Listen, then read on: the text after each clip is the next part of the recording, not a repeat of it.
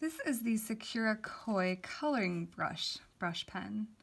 These are, I'll tell you a little bit about the colors in a minute because I think that's one of the most interesting parts about these pens. But let's take a look at these characteristics. So these are felt tip brush pens. You can see that the tip is pretty pointy.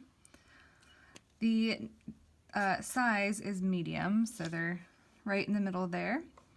Now the flexibility, so one thing that I've noticed about these is the flexibility kind of varies by color. Like some of the colors seem a little bit softer than others, but in general they're definitely on the flexible side, and they are water-based.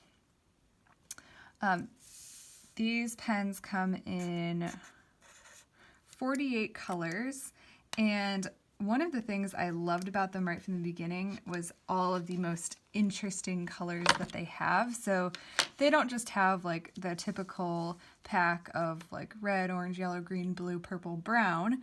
They have really interesting ones, like these are just a few of them, but like this really pretty peacock green color.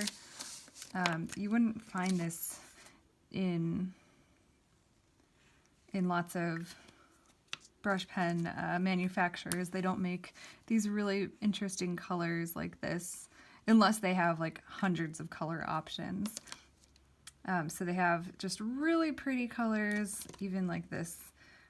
It's called woody brown, but it's really unique compared to other brush pen colors. So I will say that my set is pretty old. It's going on 4 years now, and I used to use them a lot more than I do now, but they can get kind of frayed. So like, especially as I write with this, you can see just how soft and frayed this one has become. It's almost impossible to get a smooth, thin line.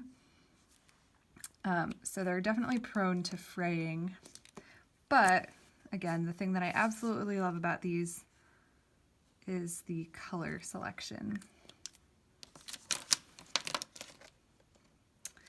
You can also get a pretty nice contrast between thick strokes and thin strokes.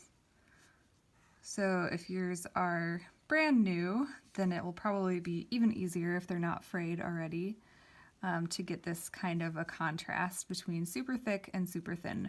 So they are really flexible. So it does take some extra work to get a nice, smooth, thin stroke.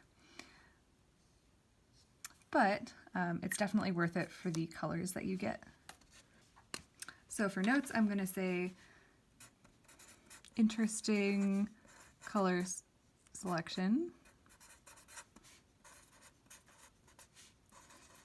and that they are prone to fraying. Mine definitely are. And they're also, the softness depends on the color.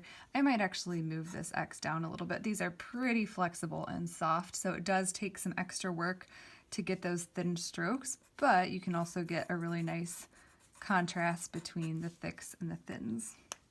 So that was the SAKURA Koi coloring brush. You can even see here in this lettering how the letters look a bit jagged just because of how frayed mine have gotten. But they're still really nice to write with, and again, those colors are just gorgeous.